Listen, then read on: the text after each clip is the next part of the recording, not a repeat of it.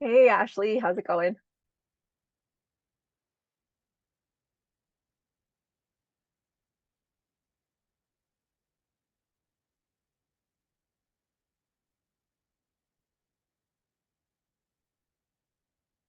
Can you hear me okay? Oh, hi. I can hear you now. Oh, okay, cool. I was like, You were uh-oh. frozen for a little bit. What was that? You were you were frozen for just a little bit. Oh, shoot. I It could have hope been my that's end, not though. like I'm well, no, it's probably me. I am like on Starlink in the woods and fingers crossed that like it's been like it says the speed is really good, but I still am not sure that I like totally believe it. We'll see how it goes. That's fair, especially being out in the woods. I get that. How's it going? I'm glad that you joined. I'm glad you could make it. Yeah, thank you. Me too. How's everything going? It's going. Um, I really wanted to like jump in your like membership program. Looks great. I've been following you for a while. But I started my own business back in November and I really haven't like I just got so overwhelmed and lost. I was like, oh my God. So it's been A super lot. slow moving. Um, yeah, it's good. Hello. How's it going, Karen? Hi, good. How are you? Good. Ashley, so you did start your own business I did. and Yes. are you like taking clients and have you done projects and stuff? I've had two clients, two projects, but then I started teaching at a as a design instructor twice a week. And Nice. so that was really fun, but I didn't really know like how that timing would work just so that I had some income coming while I was trying to build my business. And that took up a lot of my time. Um, so it's just kind of like trying to dive back into the business is what I'm struggling with. So I only had two clients and then now I'm just really trying to revamp it and get it to be like a consistent thing for me. Cool. That's Yeah. awesome. And are you doing mostly virtual or like in person or I'm going to be doing more virtual. There's like I do want to do a little bit of in person because I really do enjoy that, but I also want to get outside of Colorado and do a little bit more like towards national park areas oh cool. specifically and do more like adventure. So I know that's going to be a lot of virtual. Oh, So that's awesome. That's like a that's where I want to get. fun like specialty idea. Mhm. Yeah, like Cool. yurts and glamping and tiny homes and things like that is where I would love to niche down Oh, into. So, that's amazing. That's like my dream for like us personally. It's always been like our personal dream to have a spot like that and do like a yeah, like just like a range of like really cool, unique structures and do mhm. like a sheep herder's wagon and a teepee, like a Ralph Lauren style teepee and like a Exactly. train car and have like different like a miner's cabin. Like we're from Colorado also, so like that's Yeah. why I love. Yeah, that's Um, awesome. but then do like yeah, like retreats and also like um, kind of like trainings and different kinds of stuff there. I don't know. It's so that's on the horizon and dear to my heart as well. Hi, I love Janelle. that. How's it Hello. going? Good, good. Good. I'm probably gonna wait like another minute or two to see if anybody else is able to join tonight, and then we'll just hop on in. But Janelle, where are you right now, Janelle? My house, Texas, home. Okay.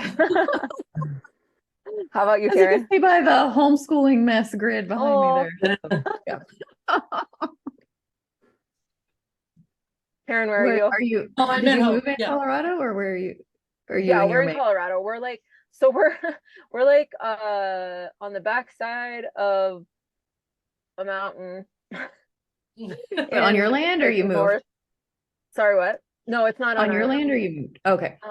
it's like we're like by Steamboat Lake, like north of Steamboat Lake. So kind of like way up by Wyoming almost in the mountains. And that's I've been running off Starlink this week. It's been working really well. It says the connection is really fast, but like it seems like we may have a little bit of a delay. So apologies for that. Hopefully this will all pan out. If not, I'll just like do a recording and apologize and take questions later. But it seems like it's doing okay so far. So fingers Yeah, that's crossed. good.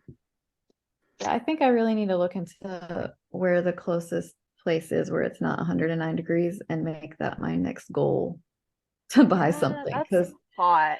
it's ridiculous. Mm. It really is. Sounds like Arizona.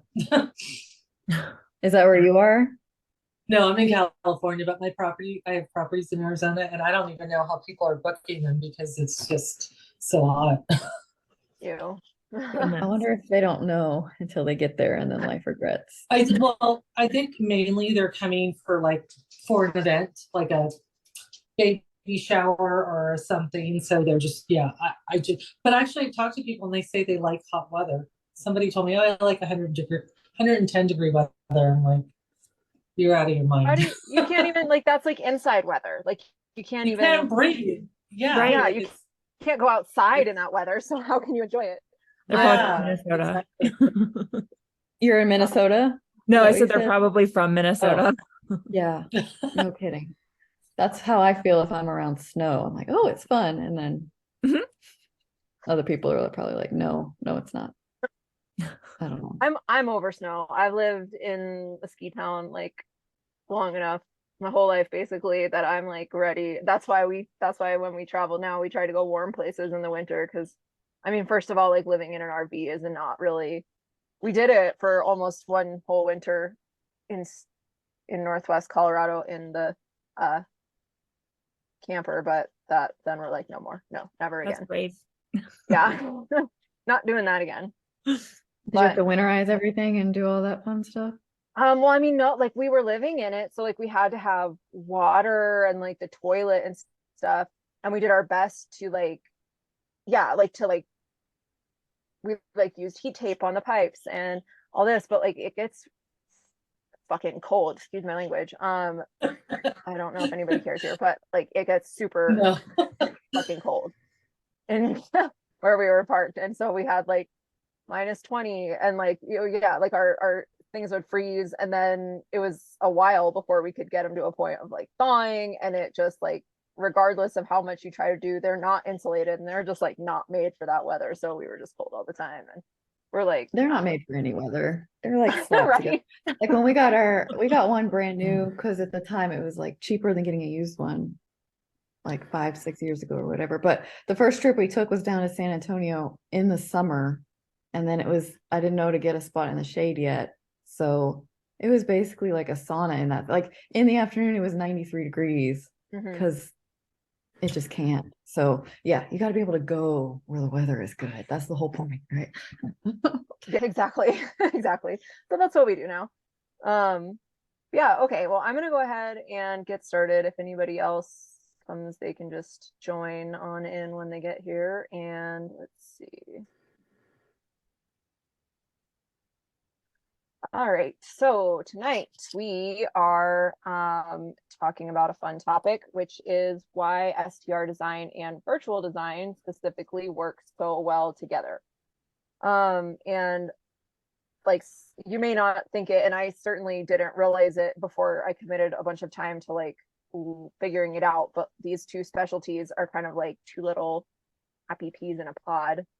And I know there are a lot of designers out there who want to move into the STR space. And then there are also a lot of current designers who want to learn how to do more projects while removing the stress that comes along with like the ordering and receiving and installs, especially for remote projects. So that is why we are going to be chatting about all of this tonight. And I'm going to move through the presentation and then we'll do Q&A at the end. So if there's anything I don't answer, just hold on to those questions and I will get to them. We'll just jump right in here. So in this presentation, we're going to talk about the following topics, which are how I personally came across this super awesome niche and why STR design works so well virtually, what makes STR design different, which I realize most of you guys already know this very well, but anybody who watches this in the future, hopefully this will be beneficial information. How to position yourself as an STR design expert, how to make sure your virtual projects are successful, how to get virtual STR design clients, and how to assign client responsibility and the importance of communication when you're doing virtual projects. So I came across virtual STR design kind of completely by accident, to be honest. I think some of you guys like might be familiar with parts of my background, but I have done design for a long time, and I have a background in full service high-end second home design and full service high-end vacation rental design. And then more recently, a background for the last 2.5 years in virtual STR design. My family and I decided to make the switch to full-time travel. And when we did that, I made it my kind of mission to build a successful virtual design business. And so while I've done vacation rental design for a long time, I only really started to consider doing it virtually when we started researching STR investing for ourselves. And I realized at that point that there were very few resources available or designers doing this. It's different now, but that's how it was then. And because of that, I decided to create those resources and to kind of try to be that person. And so for the reasons that I already mentioned and reasons we'll cover again tonight, I decided to build my business model on exclusively virtual design, meaning I am responsible for the design only, and I'm not responsible for the logistics, the ordering, receiving, install, etc., which makes this job very easy to do remotely as long as you have the right systems in place. So once I gained some traction and I had my virtual STR systems in place, I started the short-term rental and Airbnb furniture and design Facebook group. And I really did it just to provide value and to provide those resources that I was talking about for hosts, since they weren't like readily available then. But it grew like really, really fast. And it became a really amazing source of leads for my design business, which like I hadn't really expected it, but it was amazing. And what it really came down to was this. We all know that STR investing is kind of like the thing right now. And there are so many people not only launching properties, but quickly scaling and launching multiple properties quickly. And because of this, design has become the biggest thing that sets listings apart. So hosts and investors need good design in order for their property to be successful, and designers who truly understand STR design and all that it entails are always in demand. I just need to like interject here. Did you guys listen to Bill's podcast today? I didn't think my blood. I'm interested. I'm interested to hear thoughts on it when you guys have a chance. I think, and that's kind of what I want to cover a little bit tonight, is just how to make sure to like communicate with your clients and be very transparent and make yourself the expert and follow through on that, so that we can, as a designer community, create a level of trust for ourselves. So anyway, just leave that there. We can talk more later about it. But okay, so why do virtual and STR design work so well together? So virtual design has a few awesome benefits, which are it's able to be done quickly since the designer isn't responsible for all the things like the ordering and follow up and receiving. It costs less than traditional full service design, and you can find things at the lowest prices for your clients when you have the internet at your disposal. So these virtual design benefits are also, interestingly enough, the same things that STR investors are usually looking for when it comes to Airbnb design.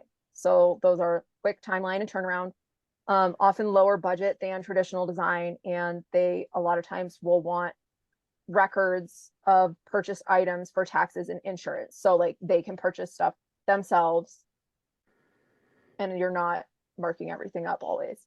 Or if you are, like, you still are providing them with all of that information. So it really works out just really nicely, I would say.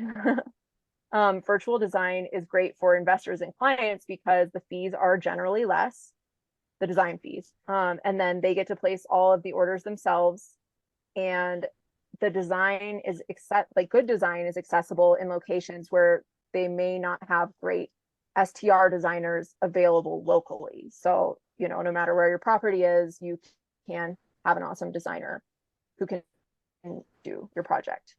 Virtual design is great for designers because you can do projects in tons of locations, tons of different styles without ever actually having to leave your preferred workspace. And you don't have the same responsibilities as full service design, so you can move through projects much more quickly.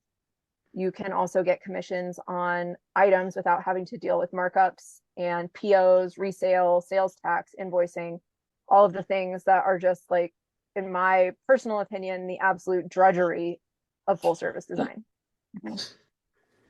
So if you want to design Airbnbs remotely, it's really important that you know how to do it. And if you want to be successful in it, you can't just guess. You can't just like rely solely on past residential staging or hospitality experience that you might have. STR design is very different from traditional residential design, staging, or hospitality design. I know I'm kind of preaching to the choir of present people here this evening, but again, this is for everybody. So Airbnb design, traditional residential design are very different things, even though in most cases you're designing a house, apartment, or other residence. That is really kind of where the similarities end. And although a lot of the principles are similar, the execution is almost night and day different. So I created the SUF method for STR design based on my own process for designing Airbnbs. And it's the method that I know well, and it's the method that I teach in my courses.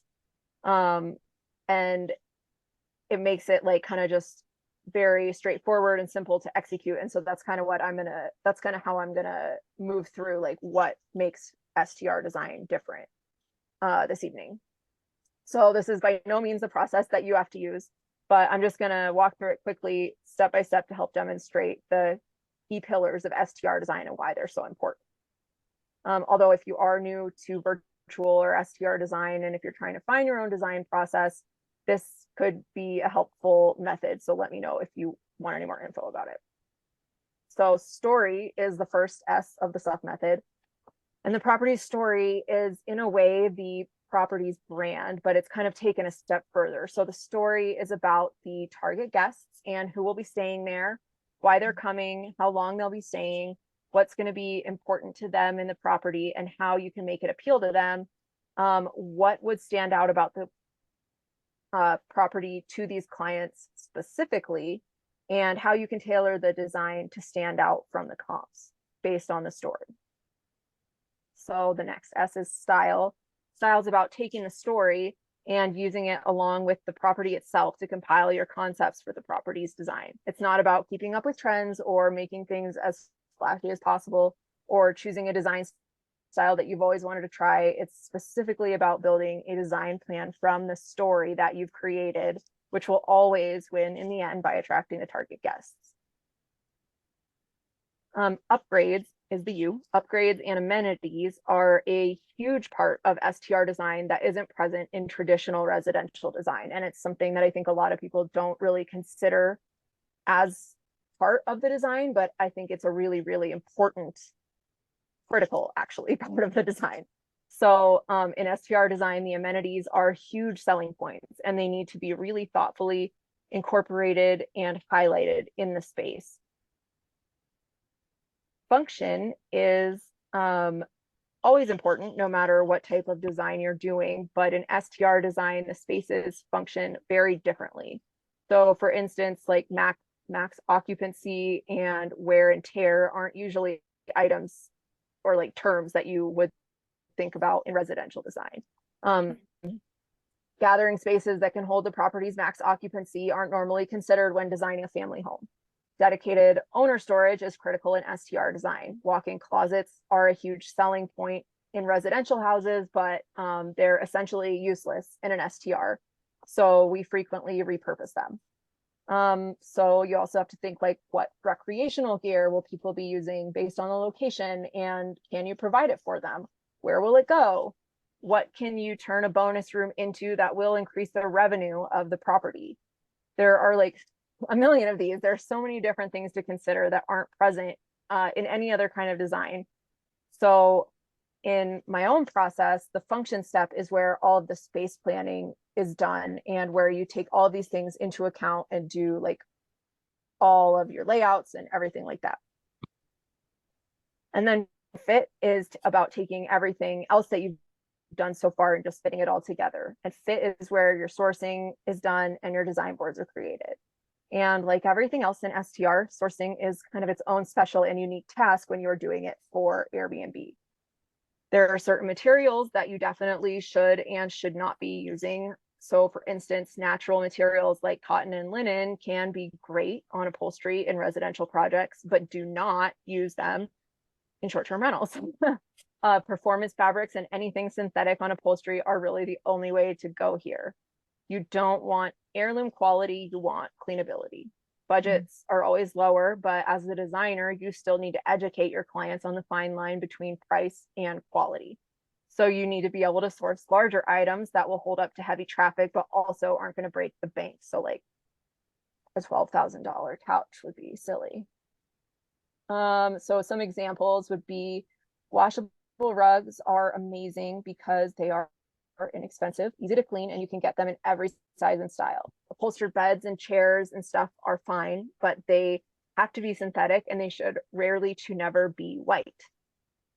A lot of times you really can't avoid sourcing and using things made with MDF unless you have a high budget client, but you do need to always check reviews on things, even if they are lower quality. So I always look at, like, when I'm sourcing online, I always look at the reviews and the review pictures and like what people have actually posted that those things look like and their take on it. And then I try to avoid like proposing anything that doesn't have good reviews, but a lot of times you can only do your best within the budget, but it's just always like a very delicate balance.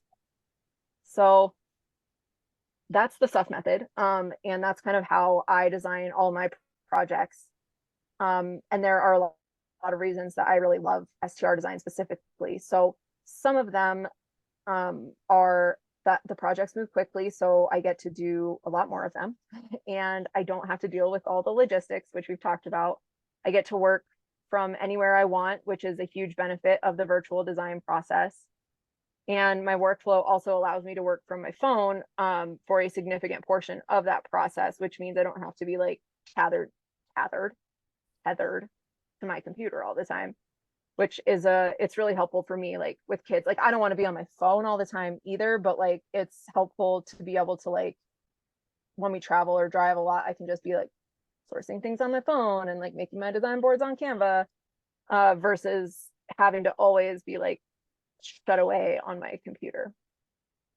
And I've also gotten to meet so many more clients who have become like friends and network a lot with like which is a weirdly kind of like tight community of investors and like colleagues than I did when I was doing in-person design.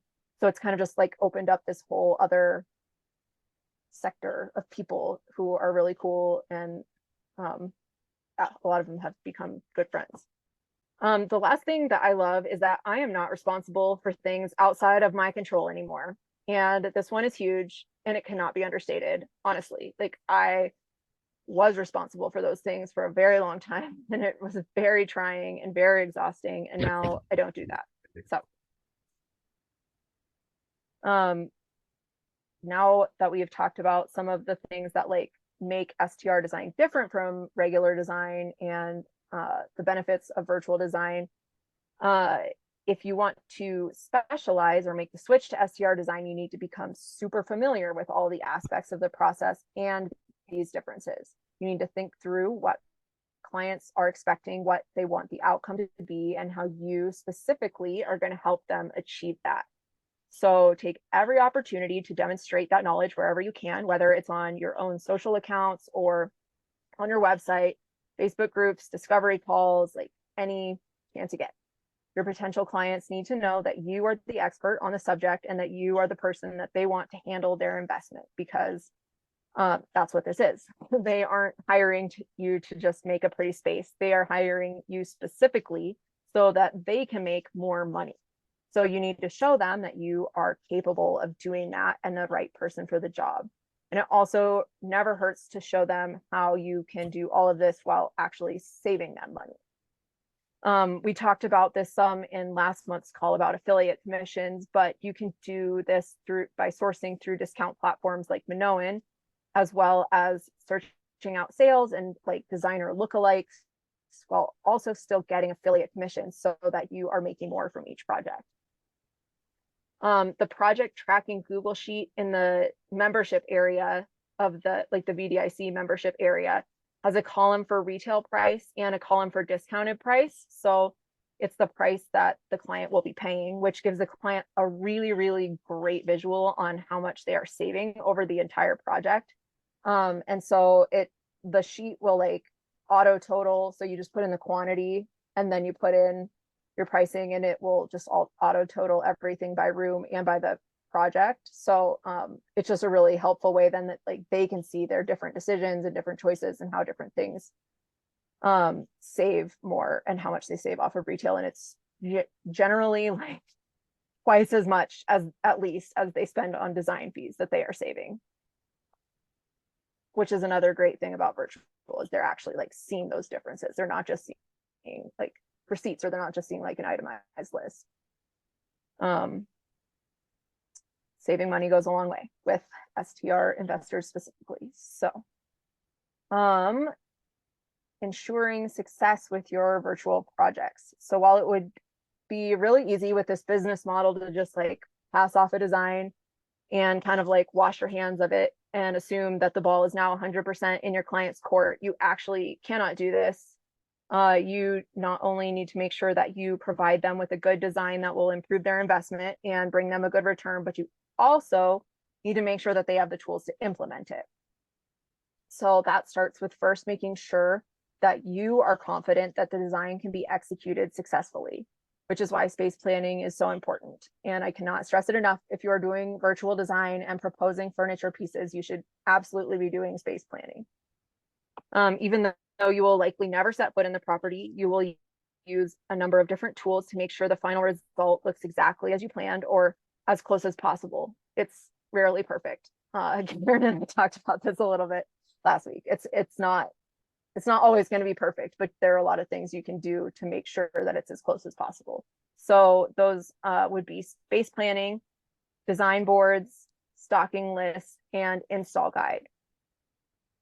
So we already talked a little bit about space planning and design boards, but the stocking list and install guide are the next key parts of making your project successful. So the stocking list takes all of the decision fatigue off of the client's plate.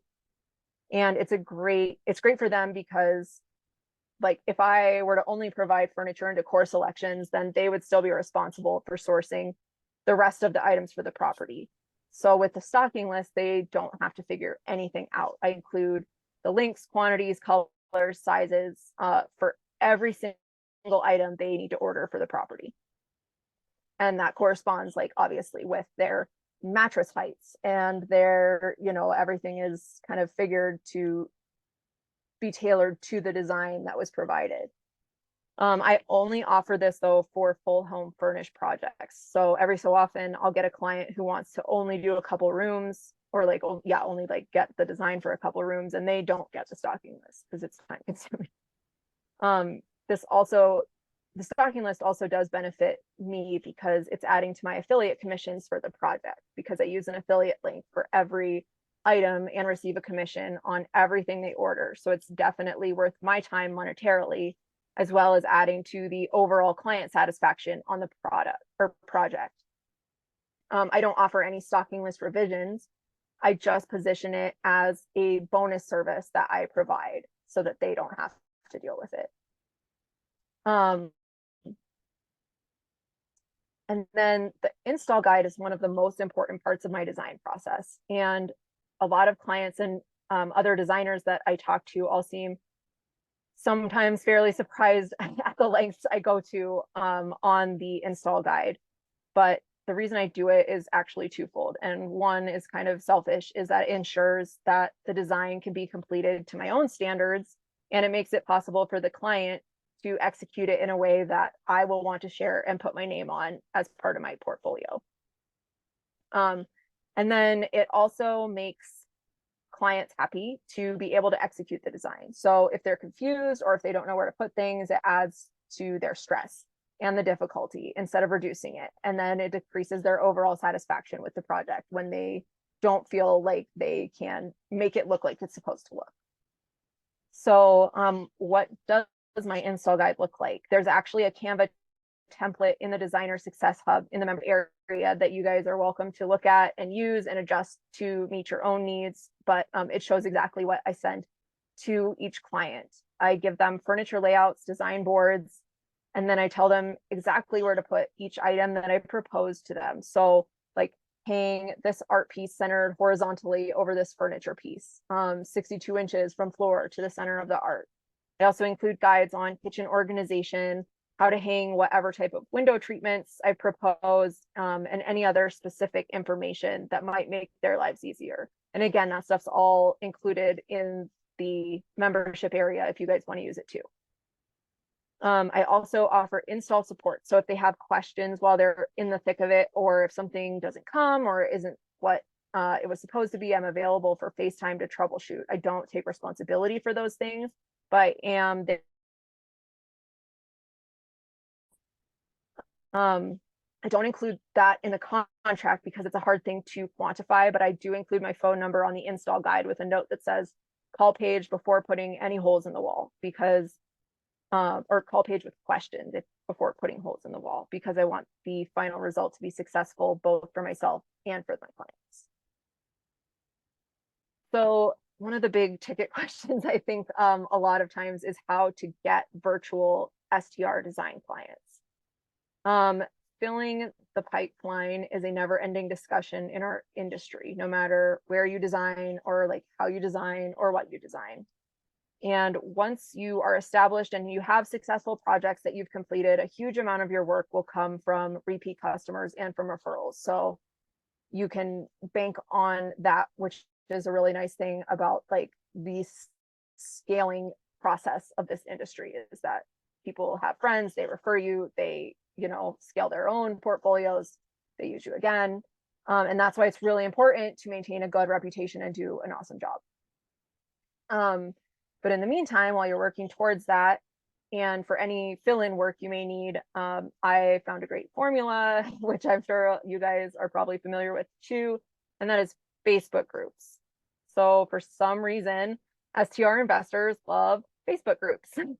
There are a number of them, and they're full of investors who are personally interested in and actively looking for information on how to create successful investments in an increasingly difficult environment. So if you position yourself correctly, Facebook groups are honestly 10 times more valuable than any paid ads or Instagram posts or anything, because you are literally putting your name in front of thousands of people who are specifically looking for exactly what you are offering.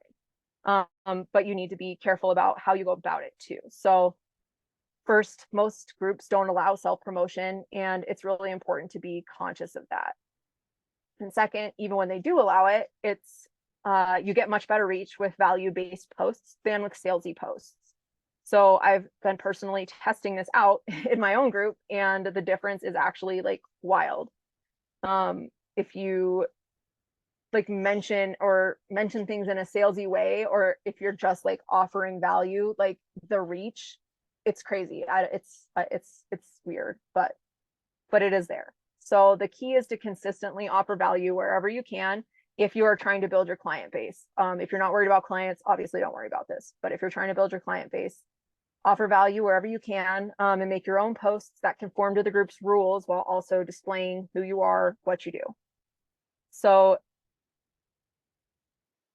how to post in Facebook groups to conform to the rules. Like instead of saying, hi, I'm a designer and I'm accepting clients and holler if you need some help, like what you would do is you want to post like a few pictures from a recent project that you love and be like, here are a few pictures from a recent property I designed for a client and wherever thought you guys might enjoy them.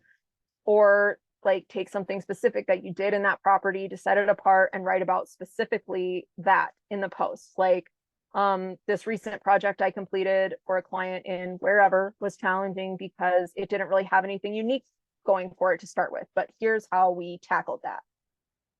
Making value statements without asking for anything up front in return is an amazing way to reach a larger audience in groups. And the more you do it, the more people will associate your name with STR design and as an expert in your field. You can also look for posts where people have asked for help from designers and respond to those posts with detailed information. Again, adding value instead of just putting your website in the comments, which is like what everybody else does. Let them know if you have experience with what they are asking for specifically. If you can add a photo for reference, even better. Like, hey, I've done this and this before, and here's a picture, you know, I can reach out, or feel free to reach out to me. And then you can also, yeah, like reach out to them to follow up through Messenger. But you'll be surprised too, a lot of times when you do that, if you post like a picture of your past work instead of just your website, other people see it too, and they will reach out to you. So it's a weird like secondary thing that happens. So you definitely do need to make sure though that you're also ready for any clients that you do get with website portfolio, discovery process, design process, deliverables, billing system, contract, etc., so that you can turn any client who comes through your door into a happy customer who will refer you later on. And this may seem like an exhausting way to go about it, but I am here to tell you that it's a tried and true way to get virtual design clients. And in my group, only members of the Verified Designer program are allowed to do all of the things I said above, because obviously I realize exactly what tactics people are using to do this. And there are for sure some scammy people out there, and I wasn't having it in my group. So anyway, but in my group also, you guys probably know that members of the Verified Designer program are also allowed to make their own standalone posts offering their services and mentioning their business names. And I've had so many people tell me how awesome this has been for their pipeline. So the power of Facebook groups really cannot be understated. The last thing we're going to talk about here is what you should and should not be responsible for in virtual STR projects or virtual projects of any kind. This is my personal opinion and my personal business model. So I know different designers do things different ways, but this is specifically how I built my business and how I've found success with my projects and my income and my personal time. So one thing that's really important in virtual design is not taking responsibility for things that are not your responsibility. If the client is placing the orders, you are not responsible for the lead times. You're not responsible for install delays. You're not responsible for shipping logistics, where things are received, and when and how, or the costs for that receiving. That is not your problem. You have never seen the property in person, and because of that, you are not responsible for incorrect measurements or issues that arise from incorrect measurements. You are not responsible for the quality of furniture ordered online. You are not responsible for things that aren't what the client expected. Of course, you will do your best to choose the best items for the project that meet the perfect balance of price and quality, but the client is the one that is reviewing each item. They are specifically going to the website, they are putting it in their cart, and they are paying for it. So you don't bear responsibility for the item past suggesting it for the project. You're not responsible for the paint colors you suggest and how they look in real life. Paint colors are different in different lights and different locations, and how it actually looks is not your responsibility.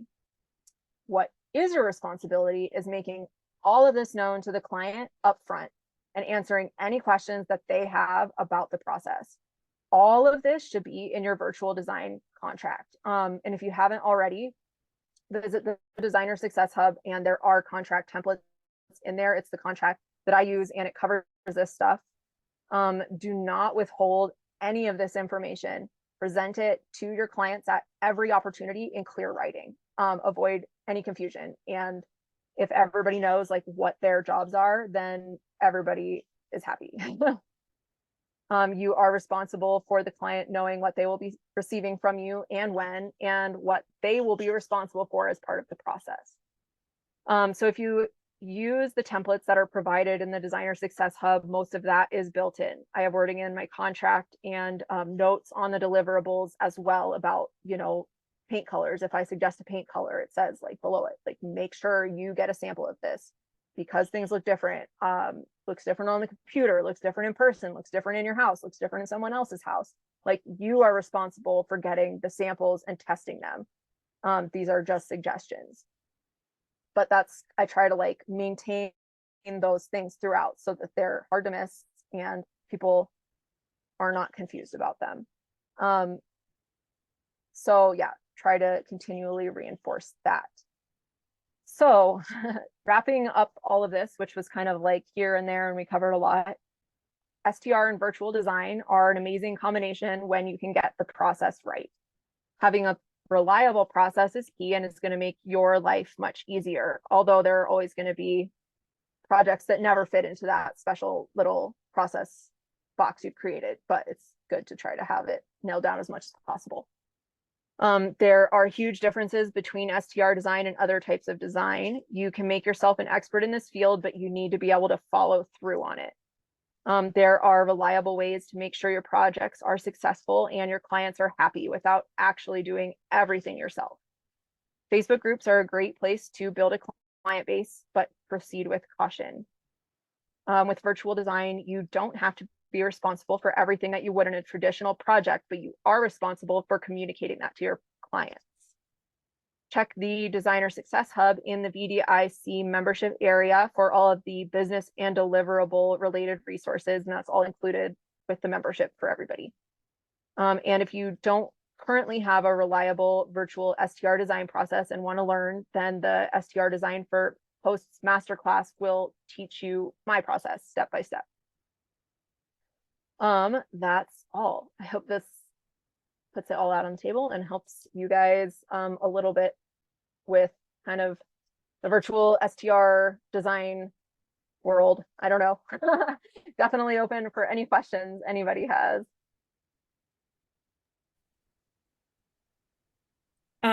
Paige, all of this information is amazing. I mean, it pretty much aligns kind of like with what I was already like planning on doing in a lot of like my past career too. And I was in project management for 10 years. So I totally with design. So I totally am like, yeah, get rid of a lot of that responsibility. Yes. As far as the commissions parts go, because when I first started my business, I was really struggling with like how to set my fees and everything. Especially because if I give shopping lists, I typically don't mark anything up. I just kind of give the sale price, or the best price, any type of trade pricing I can give them. And then I just kind of increase my design fees. So when you talk about affiliate marketing and like giving out your stocking list and things like that, how does that work when it comes to income and commissions for you? Yeah, totally. So that's a really good question. And it's actually like something that's been kind of like in contention recently because again, like if you've done design for a long time, you know that like markups, it's standard practice. But like in virtual design, it's actually becoming almost like an untrusted process. And so it's like not cool. It's like not considered okay to do it anymore. But we can, if you use affiliate platforms, and since you just joined, you can check the past recordings. And we did a call like a month ago that goes over all of this in detail. Awesome. But basically you sign up for affiliate platforms. LTK is the best because it lets you link to almost any retailer online. So basically you can find the best price on something. Or if you use Minoan, which is a discounted purchasing platform for STR hosts, you can still, again, the details are in that other call, but you can still get commissions while on every item, but your client is not paying anything additional. So there's no markup. They're still paying the best sale price. They're still getting that Minoan discount, but you are just getting a commission off of that. And it's certainly nowhere near a traditional markup. Right.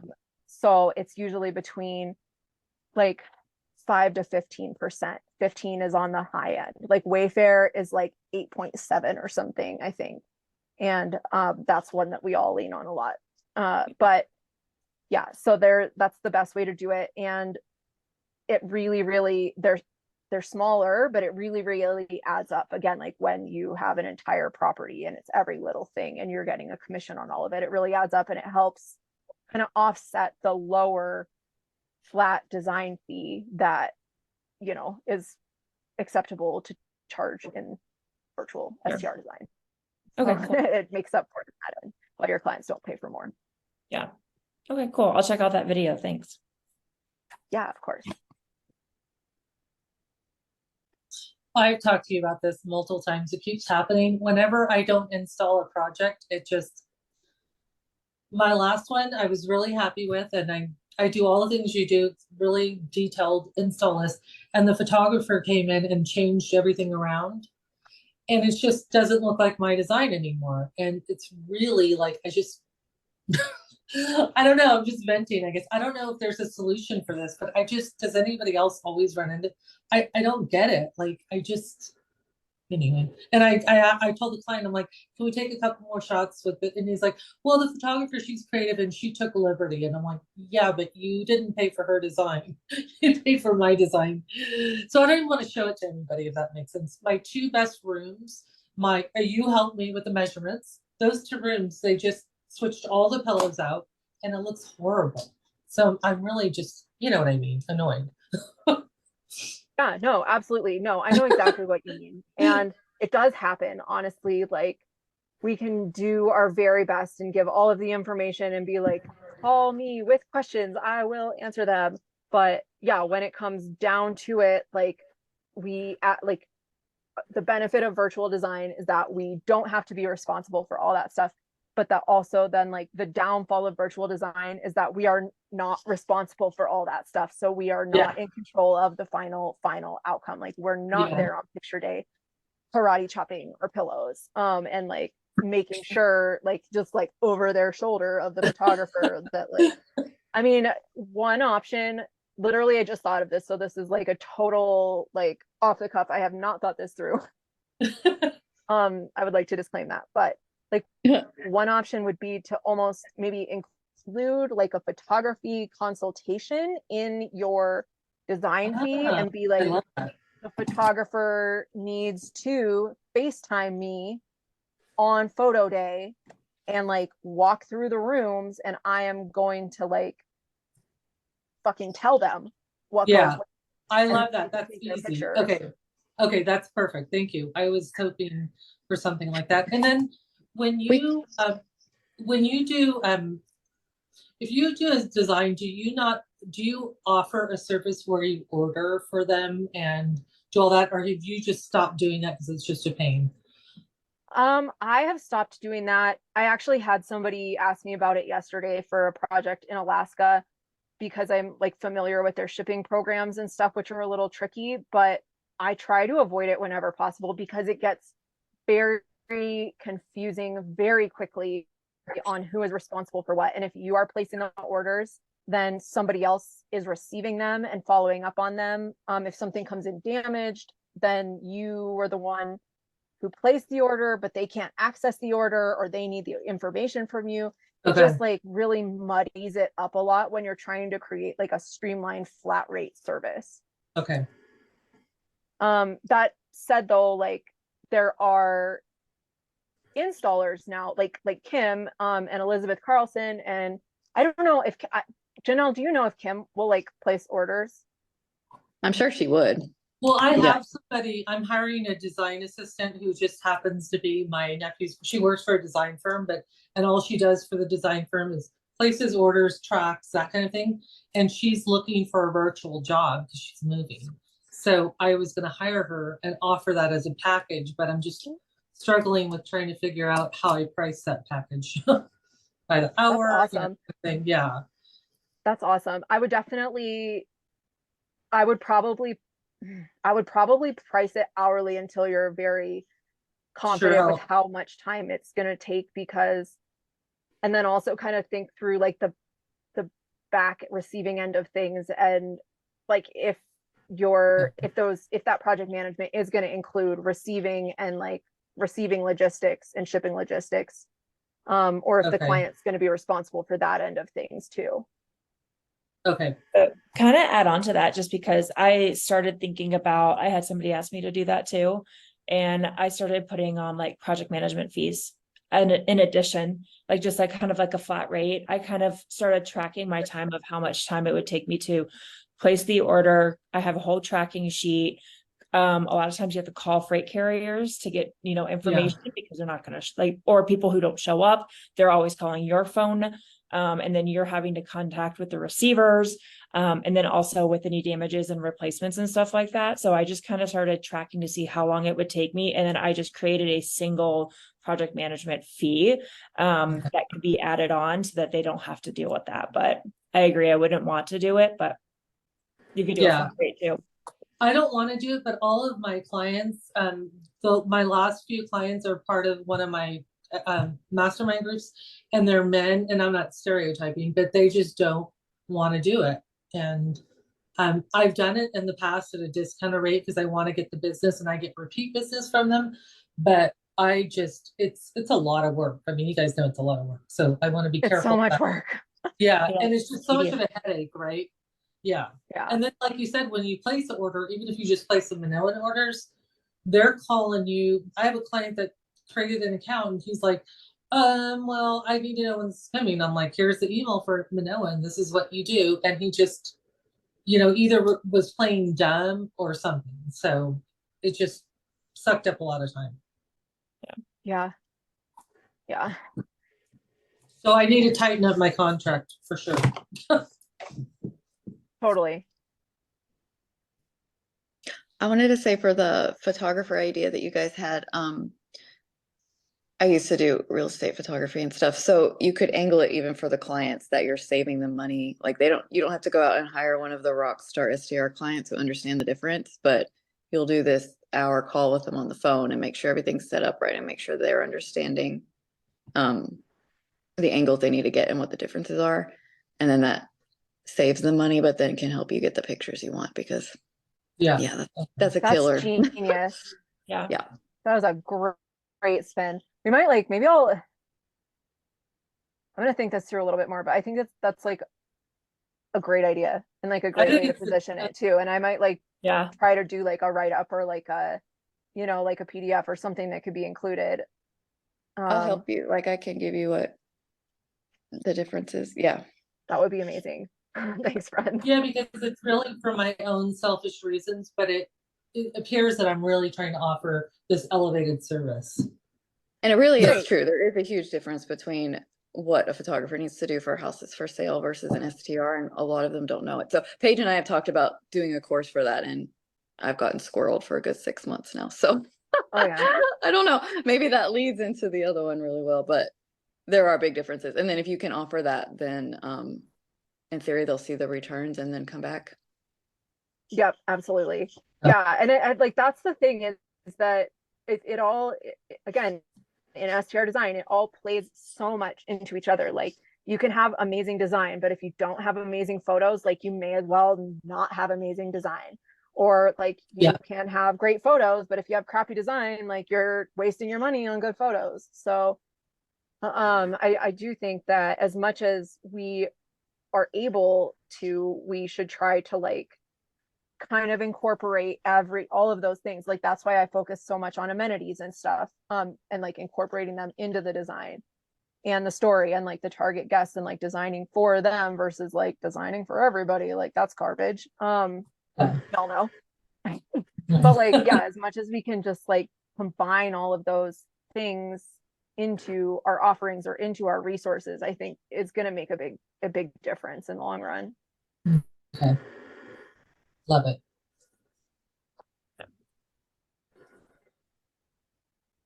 I love your dog in the background. I have one thanks. He's not on the bed, but your dog. Oh, he's because I have he's such a baby. So cute. It's a Schnauzer, right? We talked about that before, right? Mini Schnauzer. A Yorkie Havanese mix. Oh, okay. Yeah, he's been wandering around the forest like eating weird shit, and I think he's had like a tummy ache. He's just been like laying around today. Hopefully not magic mushrooms. Right? No, there aren't any of those around. We've been looking for the mushrooms. We found chanterelles, but no, nothing funky. Yeah, I just want to make a comment. I don't know if everybody, I have seen so many people popping up as STR designers that really are, in my group, I'm talking about the STR Secrets Mastermind. I see so many posts of people saying, oh yeah, my wife like designed her property and we're going to offer it to other people. Does anybody have a contract? And people are pointing to me and I'm like, nope, can't share my, it's like, I'm not going to, it's weird. It's just everybody thinks that they can do it if they've decorated their house, and it's not the way Right. it works. Yeah. So it's Right. kind of funny. I mean, and I understand, like it is like it's a unique niche, because in every other sector of design, like you would never see random people who designed, like who did something cool in their house and then were like, I am a designer now, Yeah, exactly.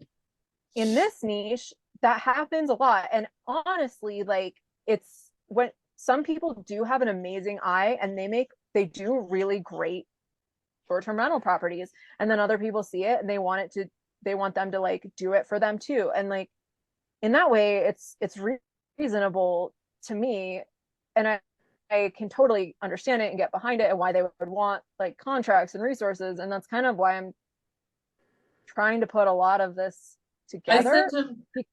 I sent him to you because I said, I'm not sharing his proprietary information. Well, I don't think it's fair. It's like, we're paying for this. I'm not going to pass it around to my group, and it's your information to pass out. That's how I feel. Well, I appreciate that. Thank you. Yeah, because I just said, well, if you want like information and templates, this is where you should go.